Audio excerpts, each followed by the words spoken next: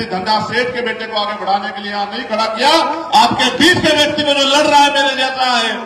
मैं भी 20 साल से झंडा उठा के घूम रहा हूं और ना सीबीआई रोक पाई, ना ईडी, ना इनकम टैक्स, ना जेल। 16 महीने जेल में रहा। मेरे लोग अपने दिल पे हाथ रख के पूछना, मैं खून हूं आपका। 16 महीने जेल में रहा। एक रात मैंने ऐसे काटी।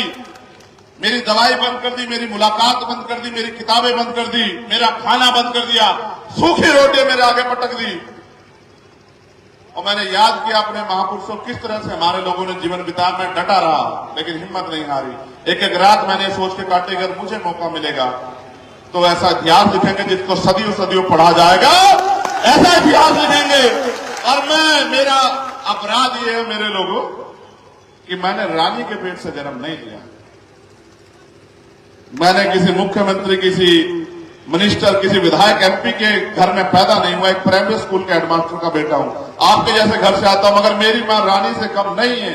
जिसने मुझे पैदा किया वो रानी से कम नहीं है। मेरी ये जो माए बैठी है, बहनें, रानियों से कम नहीं है। ये मेरा अपराध है। इसलिए मैं ताकतवर लोगों की नजरों में चुभ गया। उनको लगता है अगर ये गरीब का बेटा खड़ा होगा। आप मुझे अपने जिम्मेदारी से बताओ, अगर चंद्रशेखर आजाद ताकतवर होगा तो क्या आप ताकतवर होंगे नहीं होंगे? बताओ। अभी तो शुरुआत हुई है। आज मैं यहां सभा करने आया हूं।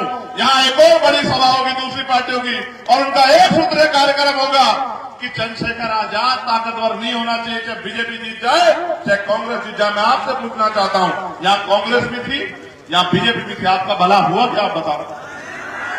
मैं तो यहां वोट मांगने नहीं आया, मगर ये बताओ कभी आपके ऊपर आंख उठी, मैंने पीछे पलट के देखने दिया आपको? आज अगर आप मुझसे प्यार करते तो मैंने कुछ दिया थोड़ा ही आपको। बस आपके लिए मेहनत करके प्यार कमाया। और जब मैं इनकी सीबीआई में इनकम टैक्स से नहीं रुका तो इन्होंने मेरे ऊपर गोली चलवा दी। मैं 4 गोली खा के बैठा हूं। लेकिन मैं तीसरे दिन गया था भरतपुर ये बताने के लिए कि शेर का बच्चा हूं, हटूंगा नहीं। विशेष बात को याद रखना, डॉक्टर बाबा साहब अम्बेडकर का सिपाही हूं, हौसला नहीं दिखाने दूंगा। और याद रखना, अगर एक चंद्रशेखर आजाद जाएगा तो लाखों चंद्रशेखर आजाद तैयार हो गए देश में, तुम रोक नहीं पाओगे। और फिर कहता हूं, डॉक्टर बाबा साहब अम्बेडकर ने कहा कि 21वीं सदी हमारी है, कोई रोक नहीं सकता। 21वीं सदी में दलितों का, पिछड़ों का, आदिवासियों का और अल्पसंख्यक समाज में मुसलमान, जैन, सिख, बौद्ध, कमजोर वर्गों का राज आने के लिए बाबा साहब अम्बेडकर ने तो रानी का पेट बहुत दिन पहले चीर दिया था, आजाद होने से पहले, और कहा कि रानी के पेट से अब राजा नहीं पैदा होगा, राजा आपके वोट से तैयार है। ये कौन राजा?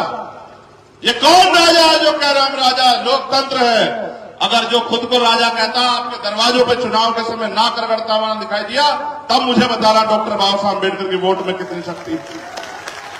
राजा भी आएगा, महाराजा भी आएगा, सेठ जी भी आएंगे, भट्ट जी भी आएंगे और आपके दरवाजों पे ना करगड़ेंगे और ये कहेंगे मेरी माँ हो, मेरी बहनों, मेरे बच्चों, मेरे बुजुर्गों, कुछ पैसे ले लो, शराब ले लो, साधन ले लो।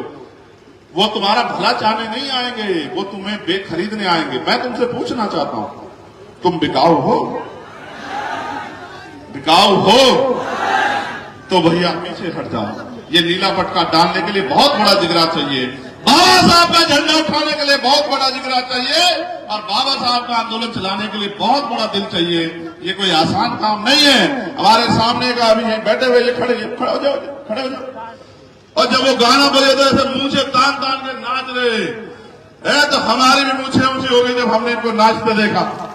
ये नीला झंडा ये बाबा साहब अम्बेडकर ने हमें दिया और हमने बहुत प्रयास किया मेरे लोगों कि जो पुराना दल है हम एक हो जाए। लेकिन हमारी गलती इतनी ऐसी है, एक तो हम गरीब परिवार से आते हैं, दूसरी हमारी स्पीड ज्यादा है। समझ रहे हो?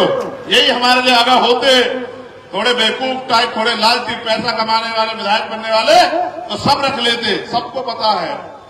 देखो, जिसके पास समस्या है उसका, उसको कोई बुरा नहीं कह रहा, उसका कोई विरोध नहीं कर रहा है। जिसके पास सलूशन है उसका विरोध कर रहा है। और हमारे पास सलूशन, एक बार मौका दे के देखो, आपने सबको दे दिया।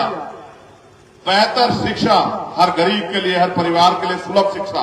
अगर डॉक्टर, इंजीनियर, IAS, IPS बनना चाहता तुम्हारा बच्चा, तुम्हें जमीन नहीं बेचनी पड़ेगी, किसी आगे हाथ नहीं फैलाना पड़ेगा, कोई कर्ज नहीं लेना पड़ेगा। ये जवाब दे के जाऊंगा यहां से आपको।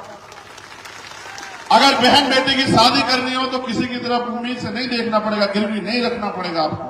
और अगर बढ़िया इलाज है, मैंने तो खोया अपने पिता को, मेरी जेब में पैसे होते, मैं भी धंधा सेठ का बेटा होता तो बचा लेता अपने पिता को।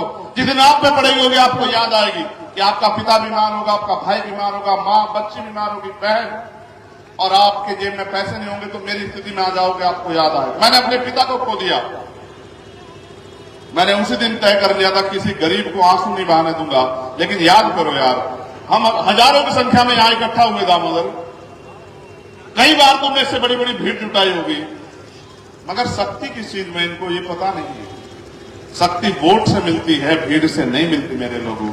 अगर आपने एक एक वोट दामोदर भाई के पक्ष में डाल दी तो फिर आप शक्ति विहीन नहीं रहोगे, फिर आप शक्तिशाली हो जाओगे। वरना मेरी सभाओं में आते रहो, खूब नारा लगाते रहो। मेरे रास्ते में रुका, गुर्जर समाज के बहुत सारे लोग थे, जय भीम बोल के नारे लगा रहे थे, माला घेरे थे। मैंने उनको भी समझाया कि माला मेरे गले में कितनी डाल दो, कुछ नहीं होगा। बहुत नारे लगा लो, कुछ नहीं होगा, जब तक आप गली में निकल के, गांव में निकल के, और जो रूठे नाराज लोग हैं उनको तैयार करके अब एक एक वोट आजाद समाज पार्टी के समर्थन में और केतली निशान पे 17 तारीख को नहीं डालोगे तो चंद्रशेखर आजाद को गोलियां खानी पड़ेंगी। क्योंकि जब तक मेरे पास ताकत नहीं होगी तब तक मैं गोलियां तो खाऊंगा। लेकिन